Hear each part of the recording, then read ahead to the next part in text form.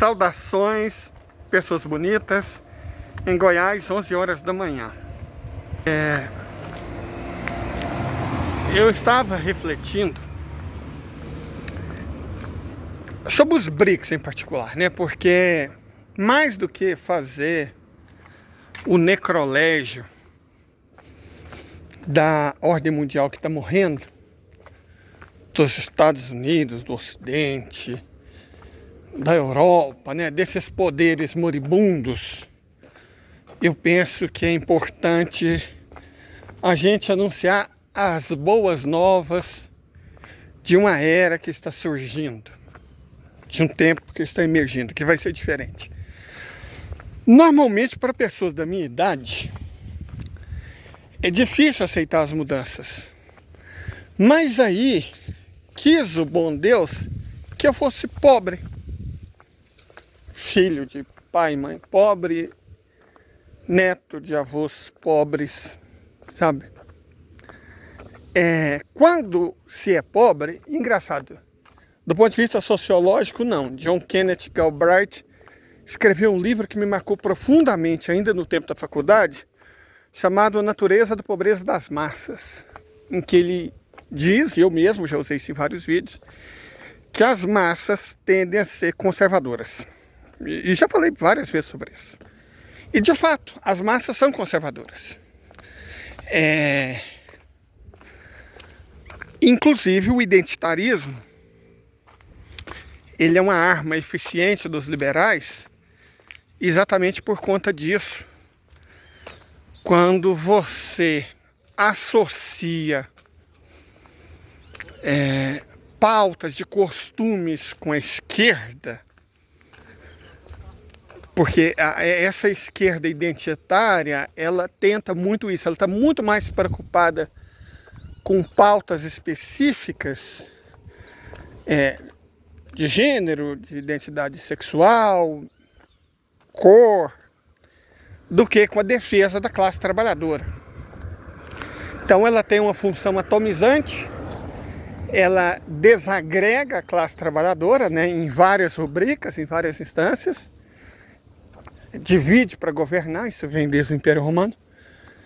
Mas mais do que isso, ao associar determinadas pautas de costume com a esquerda,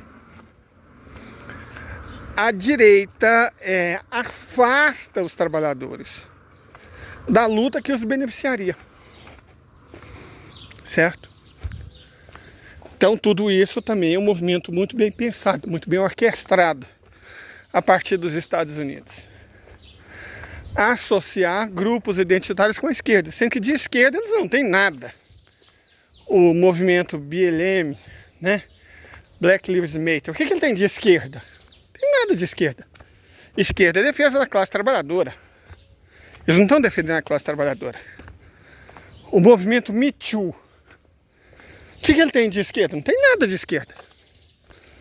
É um movimento identitarista. Certo? Não é esquerda, não está defendendo a classe trabalhadora.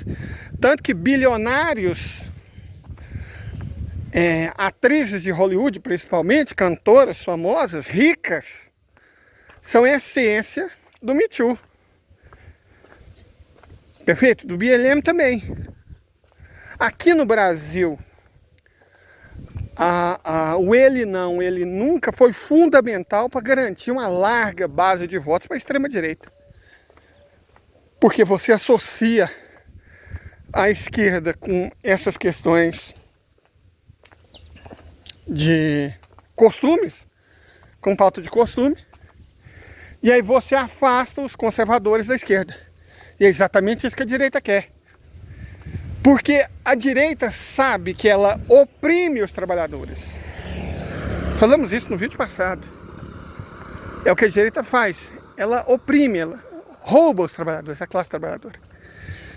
Mas ela sabe também, John Kenneth Galbraith demonstrou isso de maneira magistral em A Natureza da Pobreza das Massas, que os pobres, que deveriam ser o público da esquerda, são conservadores. Então, sabendo disso, o que eles fazem?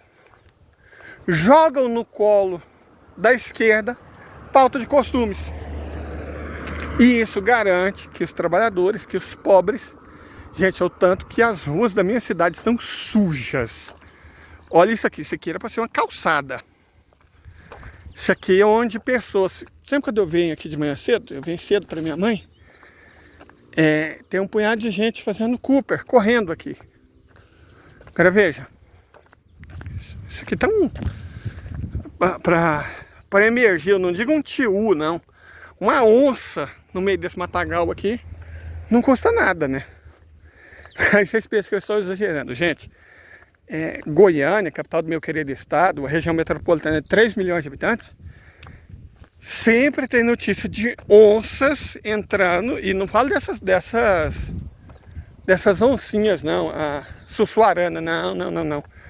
Eu falo da chimboda, a canguçu, a pintada, a grande, a comedora de cachorro. Então, onça entra em Goiânia, sempre tem notícia. Eles pegam as onças quando elas começam a comer cachorro. Como os leopardos se alimentam de cães, cachorrinhos de madame. E aí, invariavelmente, alguém captura essas onças. Então, se tem onça em Goiânia, vocês podem ter certeza que, ainda mais que no meu município, tem onças. Felizmente, graças ao bom Deus. Porque eu sei que o resto do mundo ama capivaras, porque não conhece, né? Que não conhece. Capivara é uma praga transmissora de doença que ataca plantações e pastagens. Enfim. Voltando ao nosso assunto. Sabedores que os pobres tendem a ser conservadores, joga a pauta de costumes no colo da esquerda, associa a esquerda com pauta de costumes e impede que os conservadores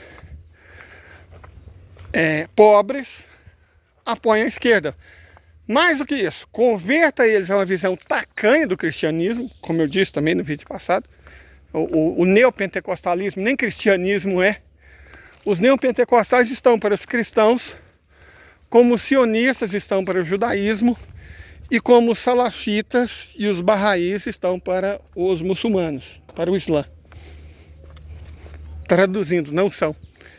E como eu disse no vídeo anterior, eu não reclamo, gente, a parte da sujeira, isso aqui vocês podem ver, isso aqui é painço. Ok, isso aí é uma porrinhação, deixa as ruas muito sujas. Mas a quantidade de passarinhos que o painço alimenta é uma coisa fora do normal.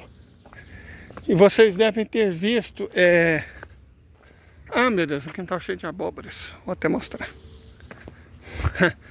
Este bairro é um dos mais antigos da cidade. Então é muito comum as pessoas fazerem isso. Praticamente uma milpa em área urbana. Não sei se vocês estão vendo. Você tem milho, abóbora. Dá para vocês verem uns pés de quiabo lá no fundo. Isso é muito típico. Porque na minha cidade, quem tem um dinheirinho tem uma chácara. E quem não tem uma chácara, bom, aqui outro lote, ó. Tá vendo?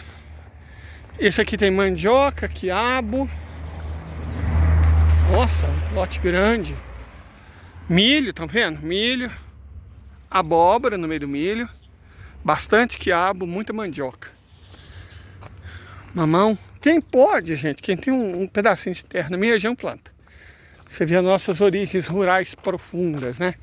Lembra que eu falei que a questão do pobre ser conservador? Isso aqui evidentemente não é pobre. Pobre sou eu que moro de aluguel.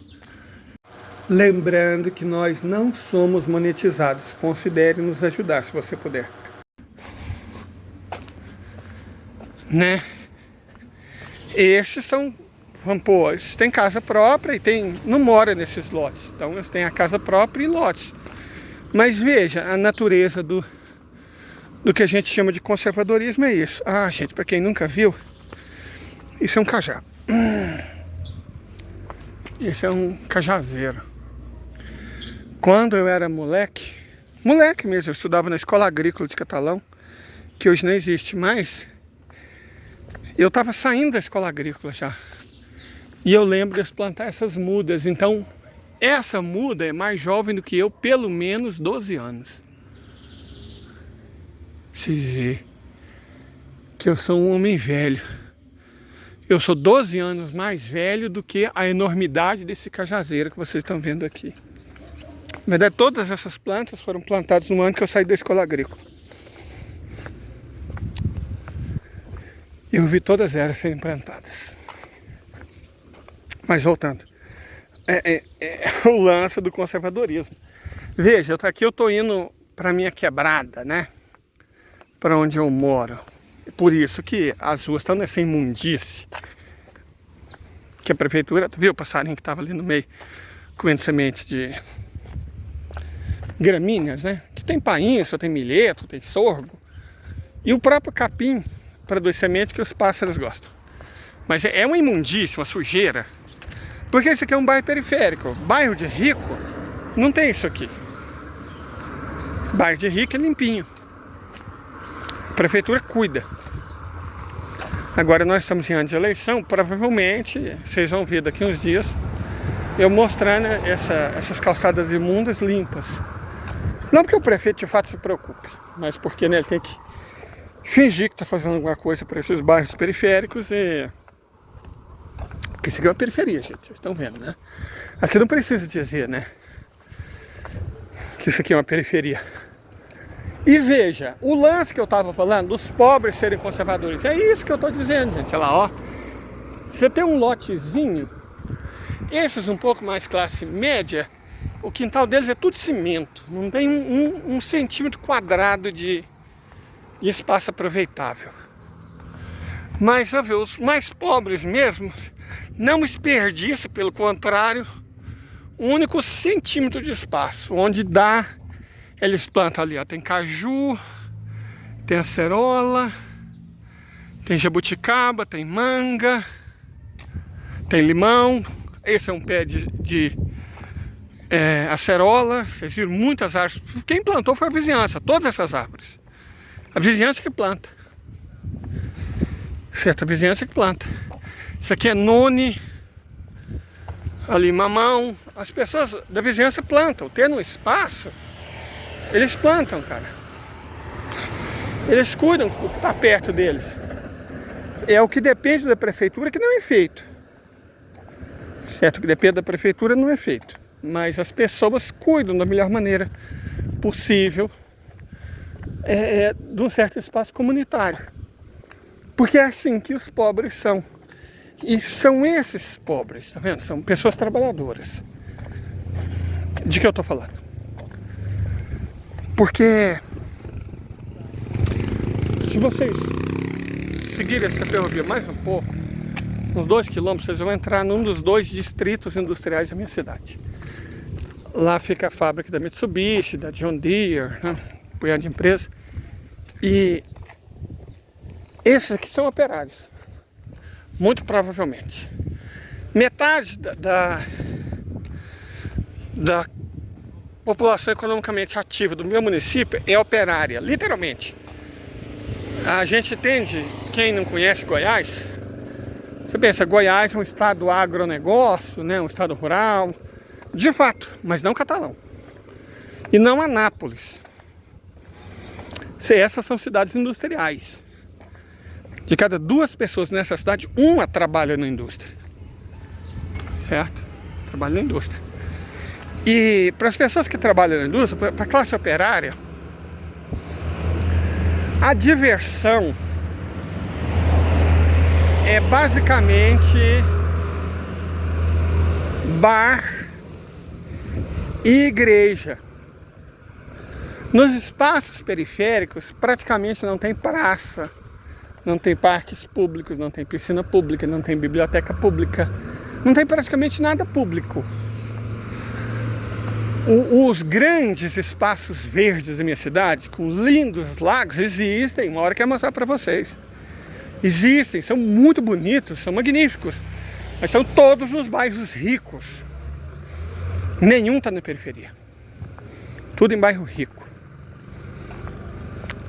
A impressão é que só rico merece lazer. Pobre não, trabalhador não. Pobre trabalhador não merece lazer. Só rico.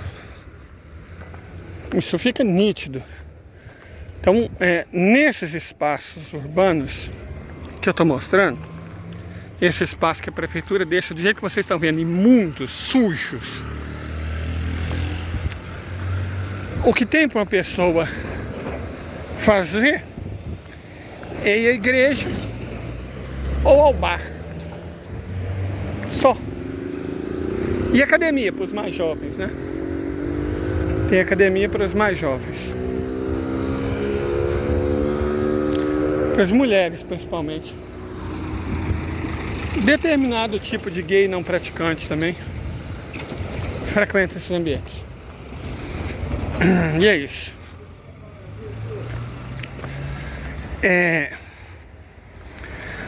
Para esse público, a direita fala melhor do que a esquerda. E ela joga sujo. Tá vendo? Isso é um barzinho improvisado. Tipicamente periférico. Porque a direita fala, ó, a esquerda é contra a família. E aí você vê coisas como a Marcha das Vadias. Cara, isso foi feito para a classe média. As jovens de classe média devem adorar, né? Nossa, eu estou lacrando na Marcha das Vadias. Mas vocês acham, honestamente, nós passamos por um punhado de homens na sombra, tomando uma cervejinha. Hoje é o último dia de carnaval, né? Então, vamos dizer que ainda está feriado. Amanhã todo mundo começa a trabalhar. Então as pessoas estão aproveitando o último dia de feriado para tomar uma cervejinha. Vocês acham honestamente que aqueles homens querem que as filhas deles sejam vadias? Vocês acham honestamente que aqueles homens querem que as esposas deles sejam vadias? Que as irmãs deles sejam vadias? E vocês acham que as filhas deles querem ser vadias? Não. Agora vai naqueles bairros de rico. Tem do outro lado daquelas árvores ali. Ou naqueles edifícios de classe média. Aí vocês vão ver moças que estão loucas para serem vadias. Para serem aceitas, né? Nosso corpo, nossas regras. Ou adotar aquele discurso radifem que não se distingue em quase nada do discurso das evangélicas. Aí fica fácil para a direita. É claro que ela não pode falar, ó, nós defendemos os patrões, defendemos que eles explorem vocês, defendendo que vocês ganhem o mínimo possível e trabalhem até a morte sem direito nenhum. Eles não podem ser cínicos ao ponto de falar isso. Não podem. Mas coloque a religião e a família no meio e eles garantem votos em larga escala. Aí você tem essa esquerda compatível, essa esquerda solzinho, que encampa esse discurso identitarista, liberal, atomizante, segregacionista, que dá a impressão que o conservador é sempre um ignorante, um boçal, um estúpido, e joga esse conservador, por mais que ele pertença à classe trabalhadora, no colo dos evangélicos, da bancada da Bíblia e da direita.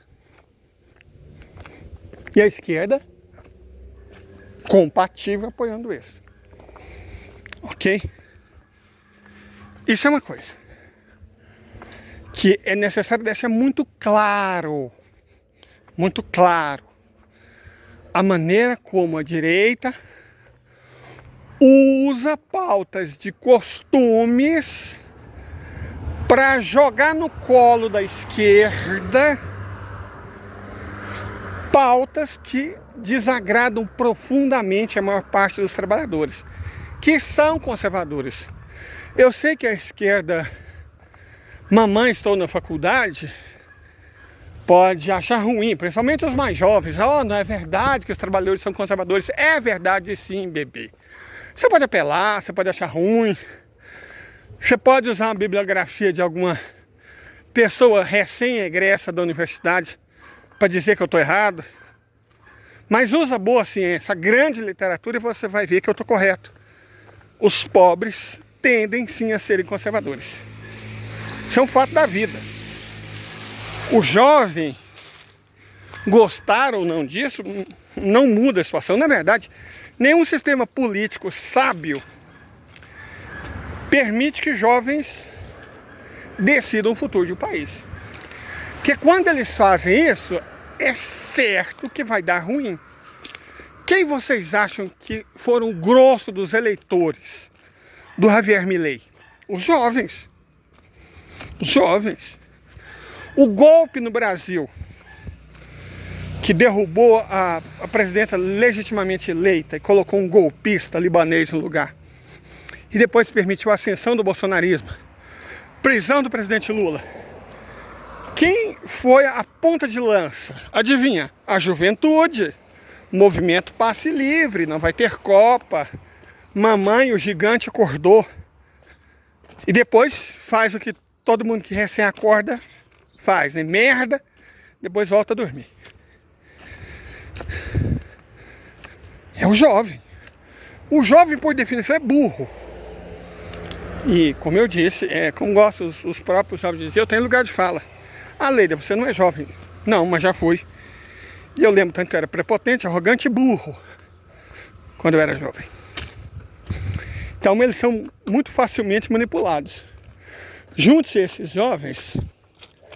Cara, o tanto que Goiás está seco. Olha a situação desses pés de mandioca.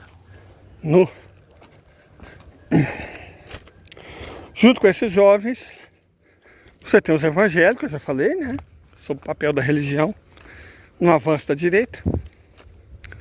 E os trabalhadores jogados no colo da direita pelo movimento identitário. Esse é o segredo do sucesso da direita. Esconder que ela é direita.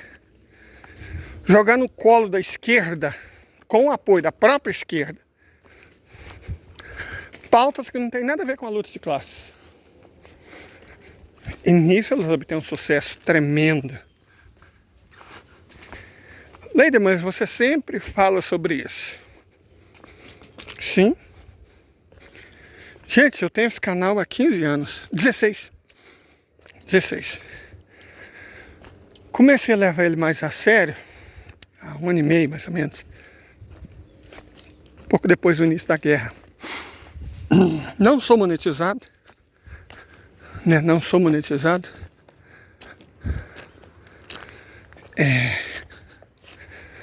O que eu ganho de Pix, PayPal, eu procuro investir no próprio canal. Por isso que eu estou conseguindo legendar os vídeos. Comprei inteligência artificial. Por isso que eu consigo fazer vídeos com mapas e tal. Que eu comprei programas de inteligência artificial. Não é que eu não saiba inglês. Se a pessoa falar devagar comigo, eu consigo entendê-la. Se a pessoa escrever, eu consigo entender. Mas eu não consigo falar. E menos ainda dominar o suficiente para escrever. Eu preciso da inteligência artificial. E aí é o dilema de porque você vê os pobres. Porque, vamos falar sério, né? Muitos desses supostos defensores da classe trabalhadora, eles não pertencem mesmo à classe trabalhadora. É igual os indígenas da Shopee, né? Fadas da floresta, verdistas zongueiros. Eles podem até ter vindo lá da selva, da floresta.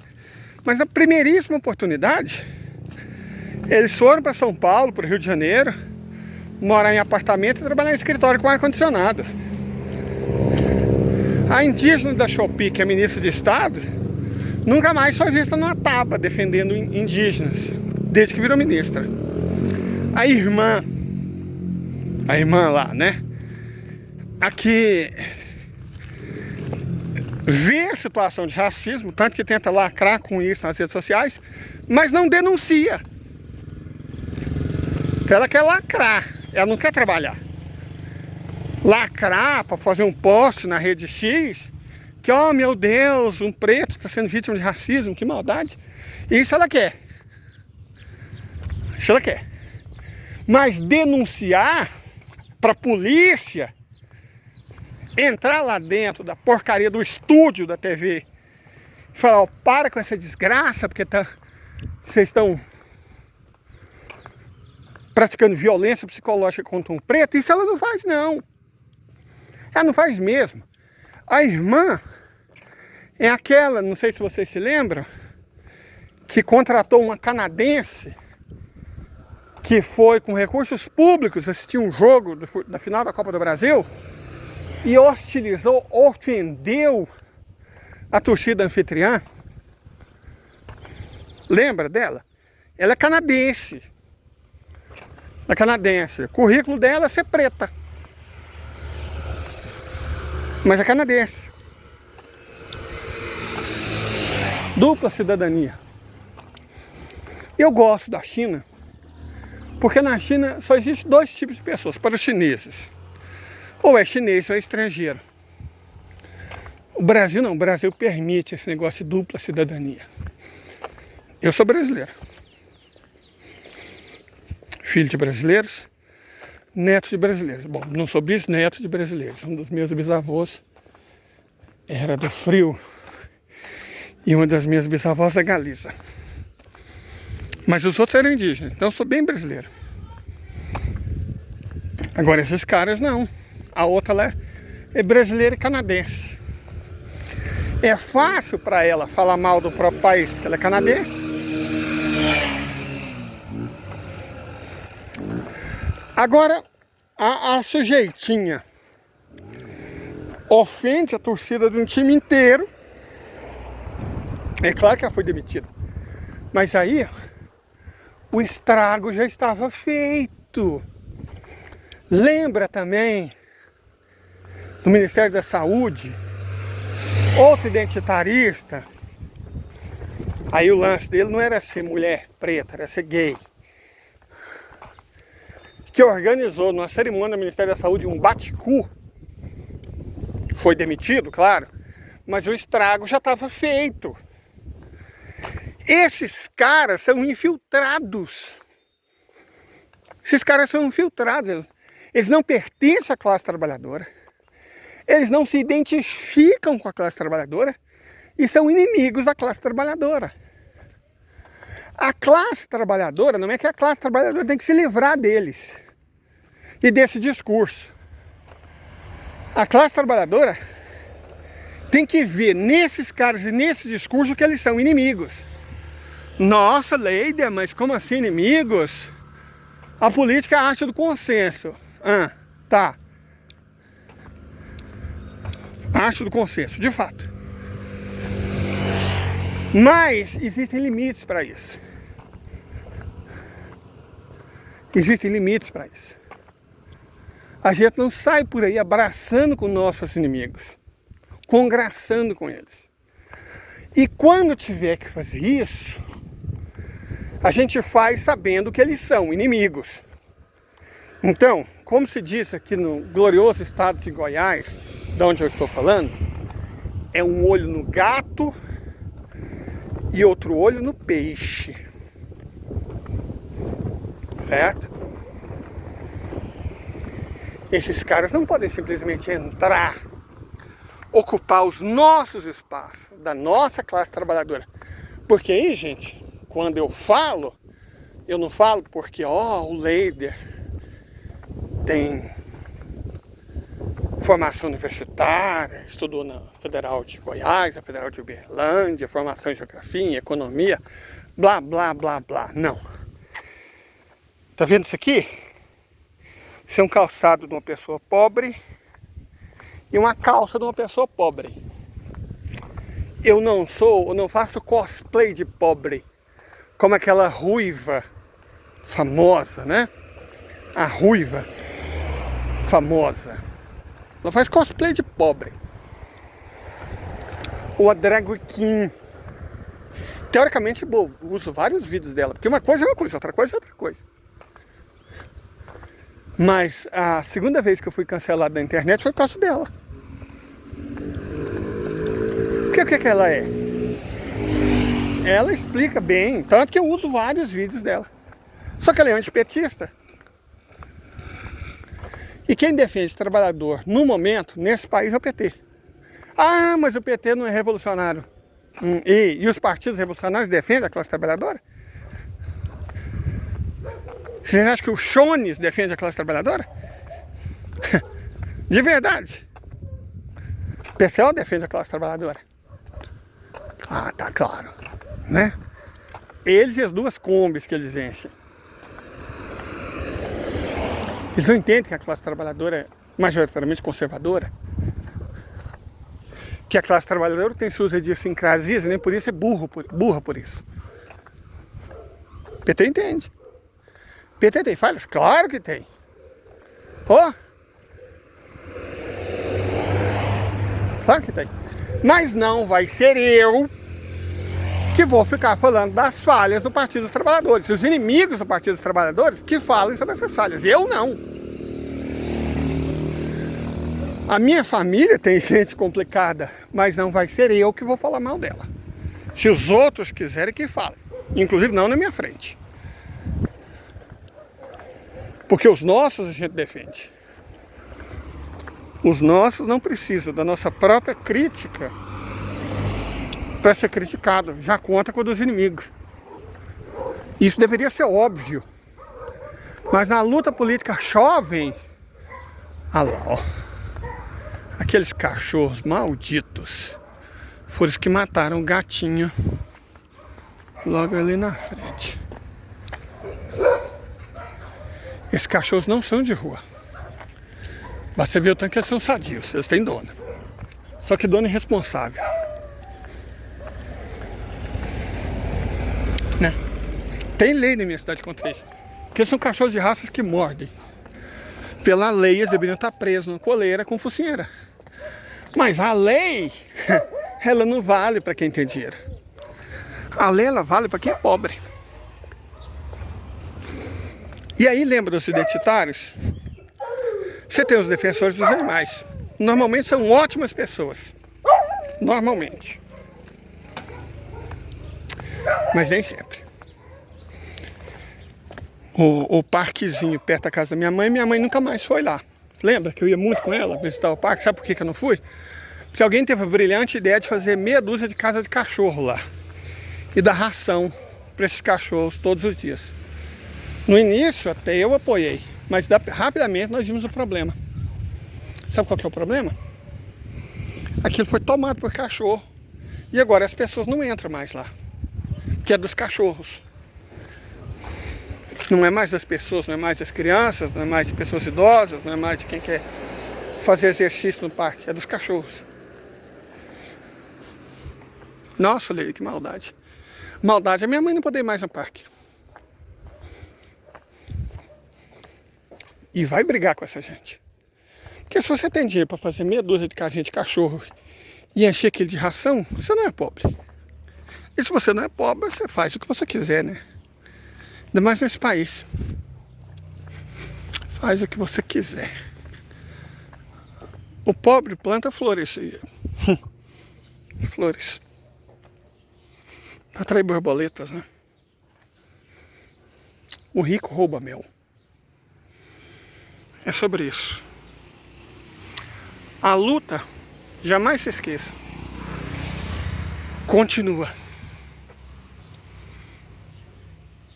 E no entanto, nós já estamos perdendo.